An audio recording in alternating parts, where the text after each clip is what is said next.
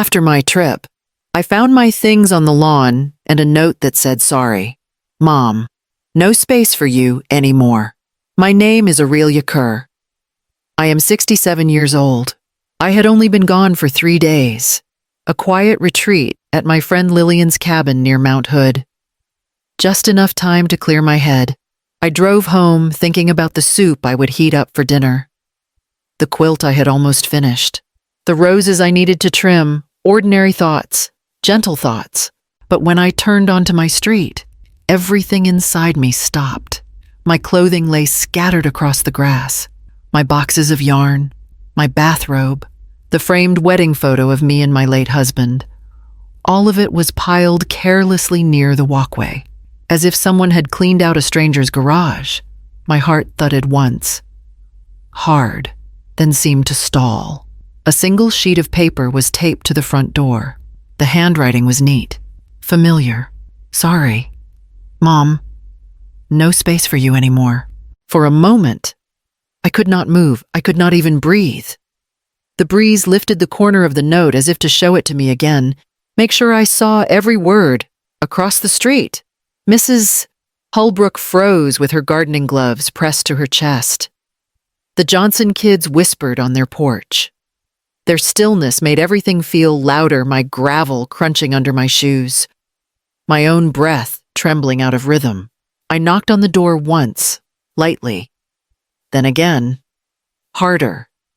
The door opened only a sliver. My son, Aaron, stood there avoiding my eyes, shifting his weight like a boy caught doing something he should not. Behind him, Crystal appeared, arms crossed, expression sharp. "You cannot stay here anymore," she said. "My parents are moving in. We need the rooms." I stared at them, at the house I had lived in for over 4 decades, at the note fluttering on the door. Aaron reached out not to hold me, but to close the door. The click of the lock echoed through my chest. I picked up my suitcase from the grass. The neighborhood seemed to shrink around me as I stepped away from the porch, trying to steady my breath. I did not know where I was going yet, only that I could no longer stand there. I walked toward the park at the end of the block, my legs trembling with every step, carrying me into the quiet of Chapter 2. I found an empty bench near the edge of Laurelhurst Park and lowered myself onto it, my suitcase leaning against my leg like a reminder of everything I no longer had. I pressed my palms together, trying to stop the shaking in my hands. A boy chasing a soccer ball ran past me and stopped for a moment. "Ma'am, are you okay?" he asked, breathless. "I will be," I said quietly. He nodded once, then sprinted back to his friends. That small kindness hit deeper than I expected. I pulled a crumpled tissue from my pocket and wiped my face as the sting of the last hour settled in. Aaron's voice replayed in my mind flat, quick, rehearsed. Crystal's tone, sharper. "We need the rooms." Like I was an object cluttering their hallway. I thought of all the moments I'd brushed aside. The first time Crystal told me, "You don't need to babysit this often. You should rest," while still dropping my grandson at my door every afternoon. The nights Aaron called asking for help with bills, always ending with, "Thanks, Mom, you're a lifesaver." Said so quickly it sounded like routine. A woman sat on the far end of the bench, tying her shoe. She looked over with gentle eyes. "Do you need me to call someone?" "No," I said. "There's no one to call." She nodded, as if she understood more than she let on, then walked away. I leaned back, trying to breathe past the tightness in my chest. Each memory unfolded slowly, painfully, the subtle sighs when I suggested family dinners, the quiet glances between Aaron and Crystal whenever I talked too long, the way they moved my things to the garage without asking. I looked down at my hands, older, steadier than I felt. I had let so many things slide, believing it kept peace, but peace built on silence never lasts. I stood up, picked up my suitcase, and began walking toward the street, toward whatever waited next.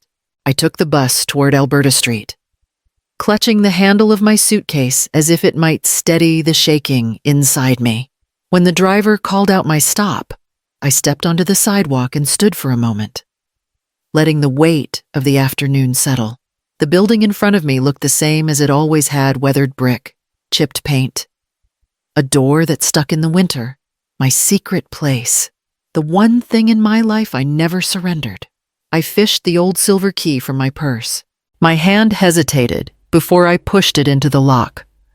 When the door creaked open, the familiar scent of dry paint and old wood wrapped around me.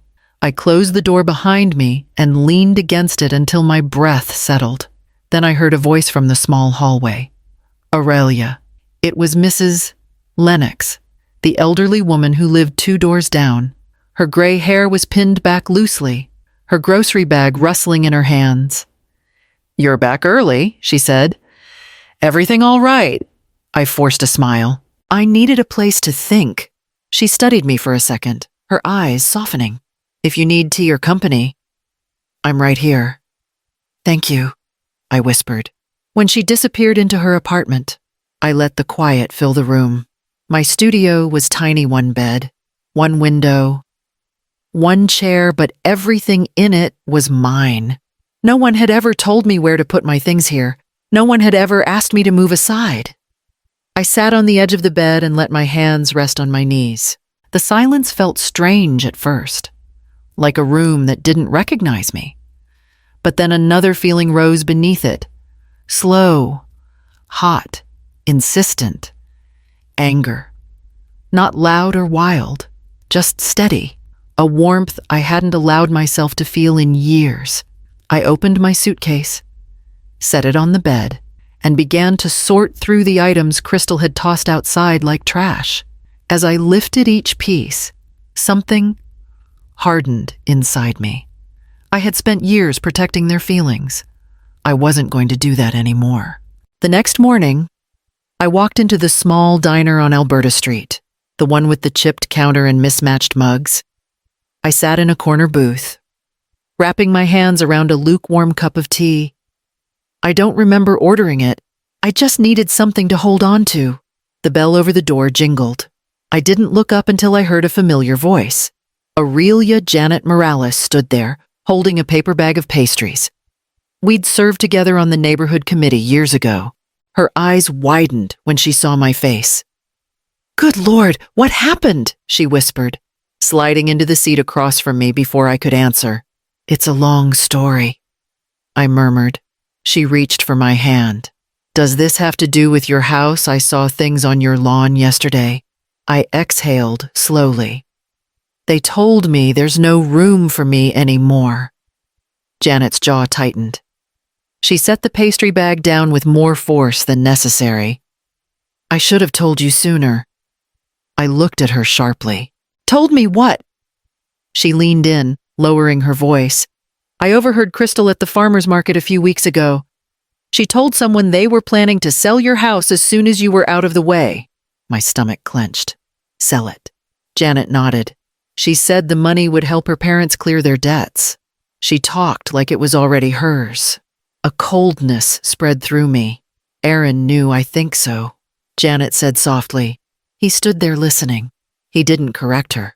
I stared at the table, my fingertip tracing the chipped edge of the mug. Everything I'd tried to convince myself yesterday. Stress, panic, a rushed decision crumbled. This wasn't sudden. This wasn't confusion. It was a plan. I straightened slowly, feeling something settle inside me. If they wanted the house so badly, I needed to know how far they had already gone. Back in my studio, I pulled the old storage box from the closet and set it on the bed. The cardboard sagged at the corners, softened by years of being moved from room to room. Inside were the things I never had the heart to throw away: my husband's notebooks, warranty slips, envelopes of receipts, and a folder thick with our old property documents. As I lifted the folder, a note in my husband's handwriting fell out. "Keep every paper. One day it might matter." I felt my throat tighten. I spread the documents across the bed: tax records from 20 years ago, copies of renovations we paid for, and the original deed with both our names on it. Crystal had called the house theirs so many times I'd almost forgotten what the truth looked like on paper. My phone buzzed. Richard Armitage's name appeared on the screen. He'd been my husband's closest friend. And he always answered my questions without judgment. Aurelia. His voice was rough with sleep. Janet called me. Are you safe? I'm fine, I said, though my breath shook. I need your help. I figured, he said gently. Tell me what's going on. I told him everything, starting with the note on the door, ending with Janet's revelation. He didn't interrupt. When I finished, the silence on the other end felt heavy. Do you have the deed? He finally asked. It's in front of me right now. Then they can't sell anything without your signature, he said firmly. Not legally. And if they've made any attempts, we can file an injunction to freeze all activity. A slow, steady breath left my chest. You're sure? Yes. Bring me the papers first thing tomorrow. We'll handle the rest. I stared at the folder. The proof that I wasn't as powerless as they hoped. For the first time since I stepped onto that lawn, I felt something other than fear. Resolve. I gathered the documents into a neat stack and slid them back into the box. I didn't know exactly what came next, but I knew this. It wouldn't be the confrontation they expected. It would be something quieter and much sharper. Aaron asked to meet at a diner off Hawthorne Boulevard. His message was short, almost formal. We should talk. Please come. I went. When I stepped inside, he was already seated in a booth. Crystal sat beside him, her posture stiff, a large envelope in her hands. Neither of them smiled when I approached. Mom, Aaron said, gesturing for me to sit. His voice was too careful, too rehearsed. We want to clear the air. Crystal slid the envelope across the table. These are property transfer documents, she said. It'll just simplify everything. My parents need stability. And you, well, you have other places you can stay. This is the easiest way forward. I looked at the envelope but didn't touch it. You want me to sign the house over?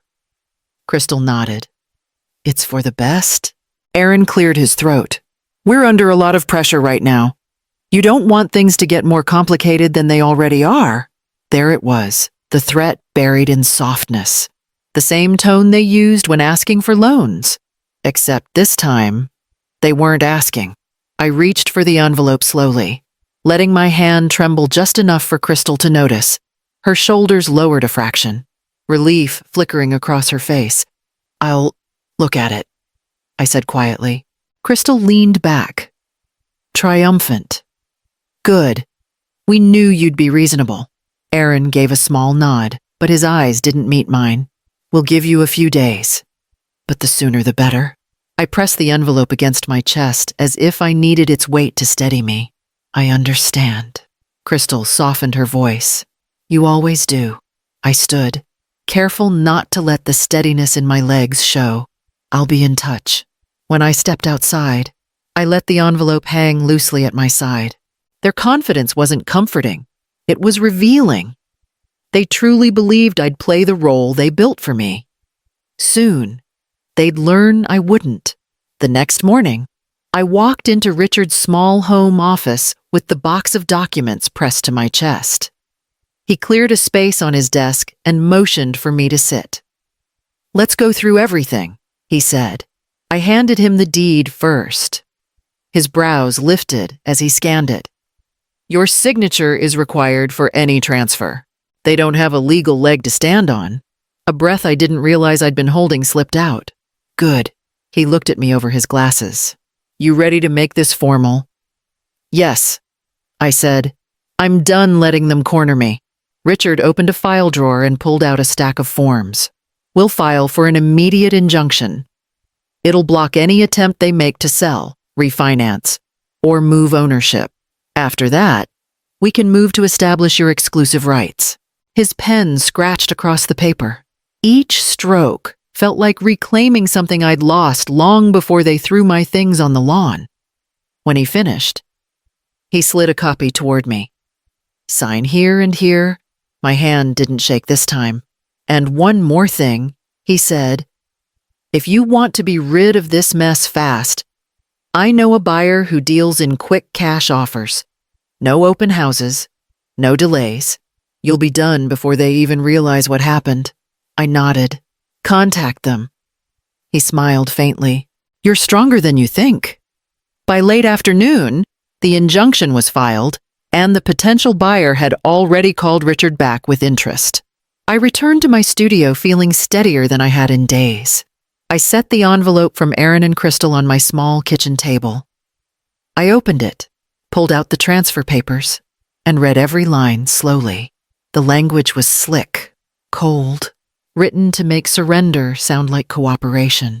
I fed each page into the shredder I kept under the table. The machine hummed, slicing their plans into neat strips that curled at my feet.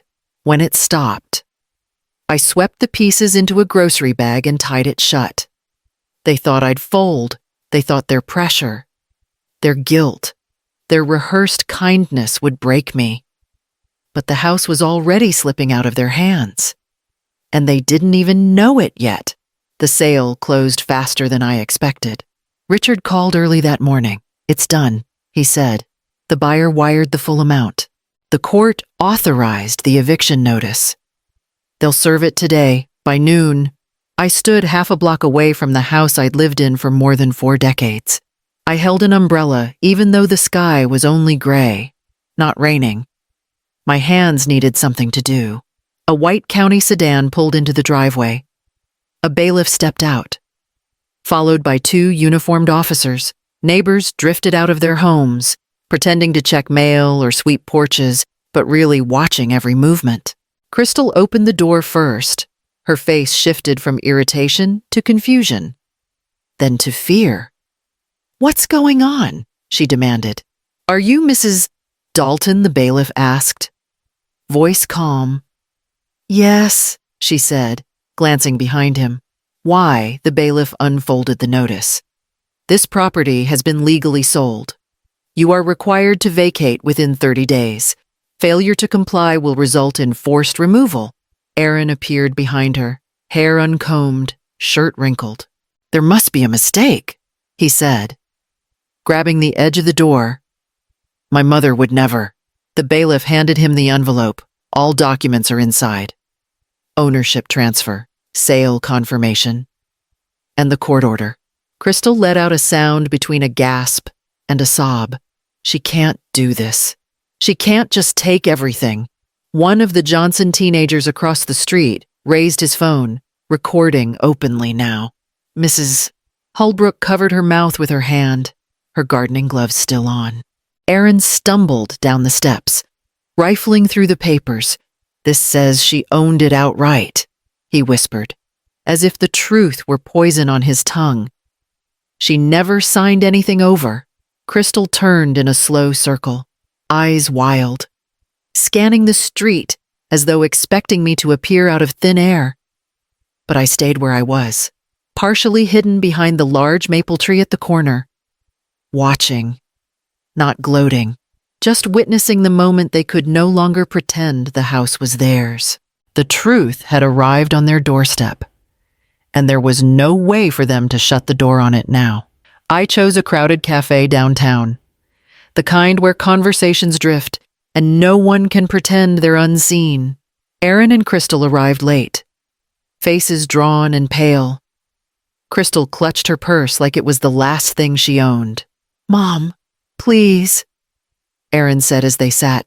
We can fix this. I placed a thin envelope on the table. This is the final confirmation of the sale. Crystal snatched it open, her breath catching as she skimmed the page. You sold it for real without telling us. It was mine to sell, I said. Aaron's voice cracked. We thought you'd give us time. You thought I'd give you everything. I slid a second envelope forward. This is a small allowance. Enough for a motel and food until you find your footing. Crystal stared at the check as if it were an insult. This is nothing compared to what we lost. I met her eyes. You didn't lose anything. You expected something that was never yours. Aaron's shoulders slumped. Mom, we're family. I know, I said softly. That's why this ends here. Not cruelly. Later that afternoon, I sat with Richard in his office and signed the final set of documents transferring my remaining assets to senior support programs across Portland. When I stepped back into the cool air, the weight in my chest finally loosened. The last tie had been cut. I settled back into my studio slowly, piece by piece. In the mornings, I watered the small pot of basil on my windowsill. In the afternoons, I stitched the quilt I had carried through every move of my life. My hands stayed busy, but my mind felt lighter than it had in years. One day, Mrs. Lennox knocked on my door, holding a basket of apricots.